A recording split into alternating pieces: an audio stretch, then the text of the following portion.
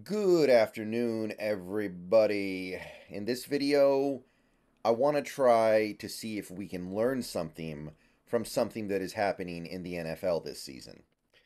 I want to see if we can take something that is, I don't know if I would call it unexpected, but it's at least a little surprising, and see if we can learn something from that happening. Because usually things don't happen as a complete one off. They happen and it's there's some kind of lesson in there that is applicable to all kinds of other situations in the sport. And I'm talking about what Baker Mayfield is doing for the Tampa Bay Buccaneers this season, and I'm comparing it to what Jimmy Garoppolo is doing this season in Las Vegas. These, what I have on screen here are the career stats of both Baker Mayfield on this page and then Jimmy Garoppolo on this page, just to be absolutely clear here, so you guys know what you're looking at. So let's start on this side. Baker Mayfield. He is having a career year in Tampa Bay.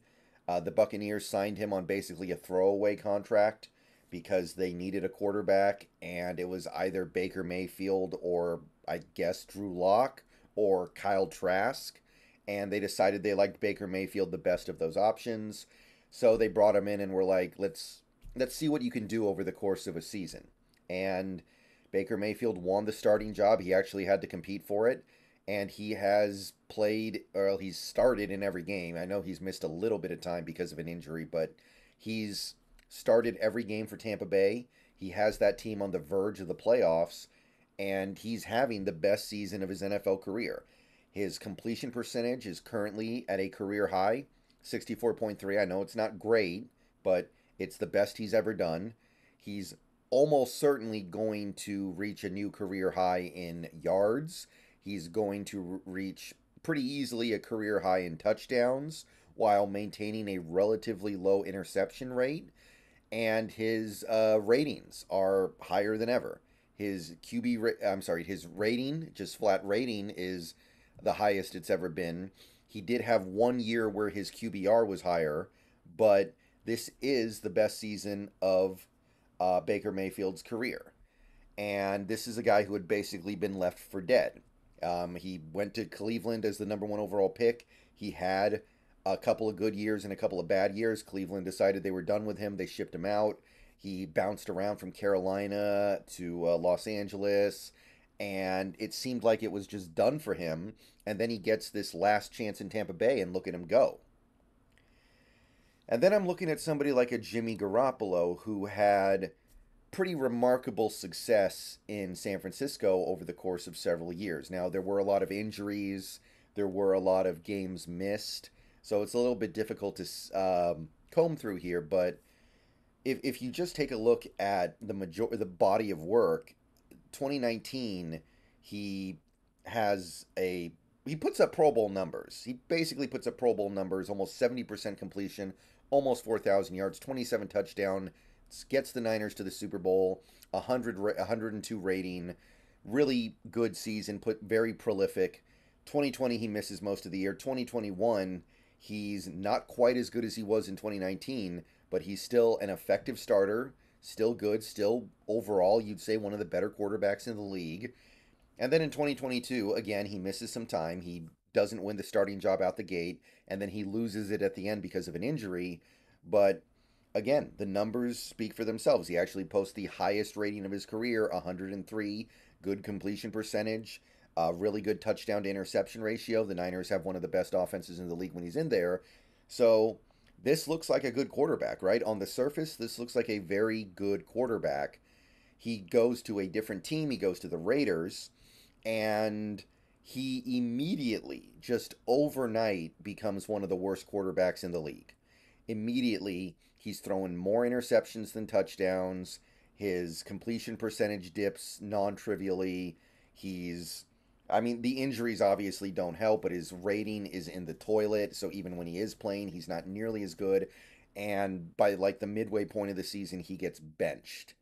So you've got these two players whose careers are going in opposite directions. And what I'm trying to figure out is what we can learn from this. because honestly, I'm not that surprised by the Garoppolo thing. I've never been a Garoppolo believer. And honestly, one of the things that I think we need to learn from this is be careful when Brock Purdy's contract becomes up for renewal in a couple years here. Because if Jimmy Garoppolo goes from this kind of performance to the performance he's had this year when he leaves the Niners, what does that say about Brock Purdy, who is performing better than Jimmy Garoppolo, but is it by so much more that you think it's some great indictment of Brock, or, well, indictment's not the right word, but some, is that really the best advocate for Brock Purdy being an actually great quarterback, or him just being a good cog in a really, really good system? But that's not really the thing I'm trying to learn here. What I'm trying to really try to get to the bottom of here is, what does this say about quarterbacks in general? So, I have an old friend.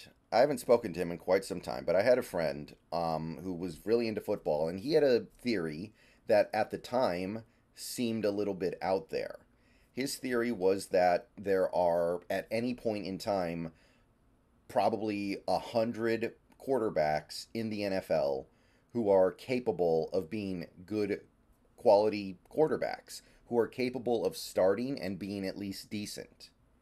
But most of them, like maybe 80 of them, will never land in the right opportunity that allows them to showcase that. A lot of these guys, they get one chance, and if they fail, they're done. And there's no look at context. There's no look at, well, why did he fail? Was the system not built around him? Was there bad coaching? Were there bad teammates? Was the team not built properly? You get one chance. Sometimes you get a second chance, but you're really pushing it if you're talking about like a third chance. So his theory was basically there are capable quarterbacks floating around out there. Sorry about my keyboard connecting and disconnecting. It keeps doing that lately, driving me crazy. Um, there are quarterbacks out there who would be good, who are passable, who would be able to help a team win games, help a team maybe even make the playoffs, put up good numbers, and at the very least put out a watchable product. But a pretty large majority of them are just never going to land in that right opportunity to show what they can do. There's either going to be bad coaching, bad ownership, bad teammates, and they'll be judged very harshly based on those failures of the team around them, and you'll get what you almost got with Baker Mayfield.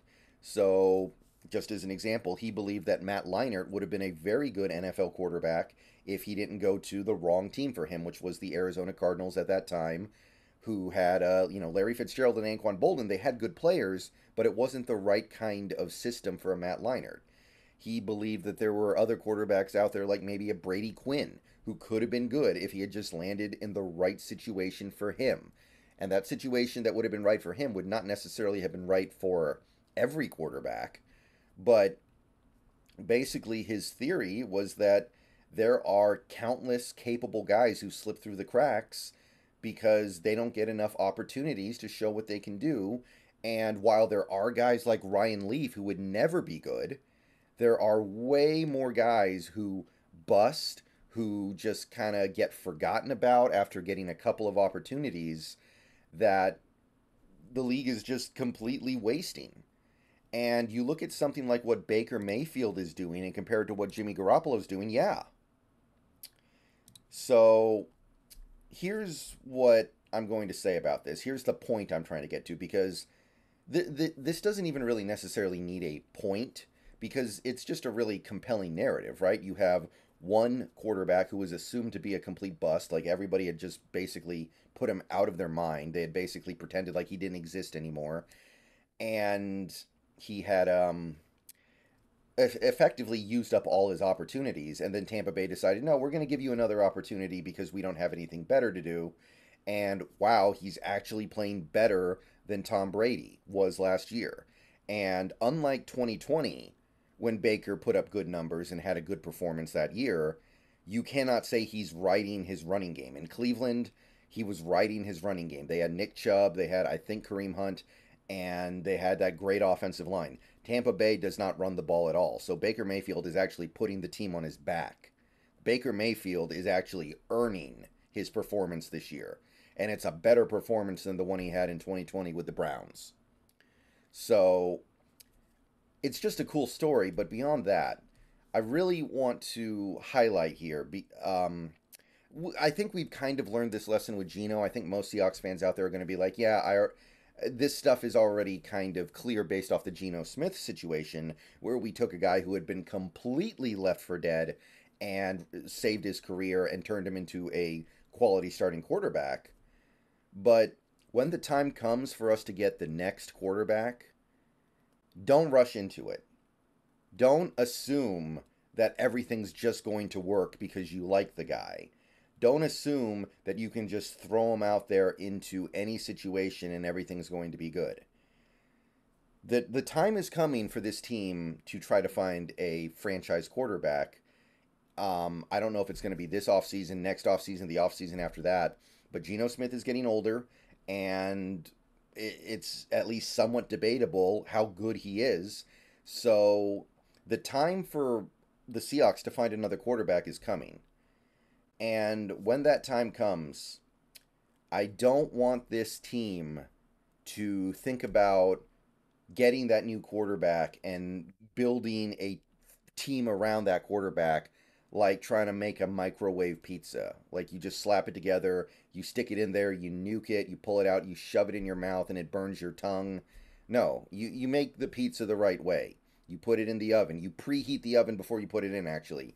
You put some care and thought into it. Because that's what the Buccaneers have done around Baker Mayfield. They've actually put him in a situation where he can succeed, and he is having tremendous success. And he is showing that through it all, he ended up being a pretty good quarterback. Is he worthy of being the number one overall pick like he was in 2018? Maybe not. But, keyboard again, sorry. I'll get it fixed as soon as I can. Maybe he wasn't worthy of that. But he has proven that he's at least a quality starting quarterback in this league. And admittedly, that has taken me by surprise. I did not think this was going to happen, but this is a great example of what I'm talking about. You put these players who have some talent, who are capable in the right situation, the right team, the right coaching, the right scheme. Look what you got. You willed a franchise quarterback out of nothing. It doesn't just happen with Geno Smith. We're seeing it happen right now with Baker Mayfield. Conversely, you put a player in the wrong system, the wrong coaches, the wrong teammates, and he goes from a guy who is posting up Pro Bowl caliber numbers and making playoff runs to a guy who looks like he doesn't even belong in the league. So yeah, maybe this stuff comes to you as second nature, but I really wanted to utilize this very stark example as something to think about as we move forward into the next few years, and at some point need to start looking for a new quarterback. It's going to happen. I don't know when, and I don't dread it, but at the same time, I do dread the possibility of spending a lot of capital to get one, getting one, and not giving him the right opportunity, not building around him correctly, not making sure he fits what we're trying to do. All right, let me know what you guys think about this, but I just wanted to really talk about the Baker Mayfield thing because, honestly, I feel like you're seeing situations like this all around the NFL right now.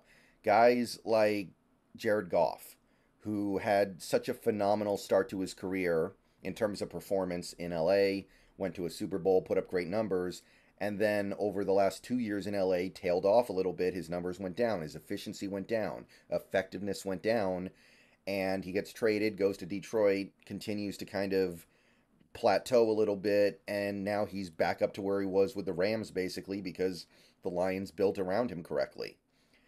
Even a guy like a Dak Prescott went from elite 2 years ago to just okay last year to elite again this year. And with the exception of the truly elite guys like Mahomes, Burrow, maybe Herbert, maybe Josh Allen, depending on how you feel about those guys, maybe most quarterbacks are just like that. All right. See you guys later. Go Hawks. Just something to think about on this Christmas day.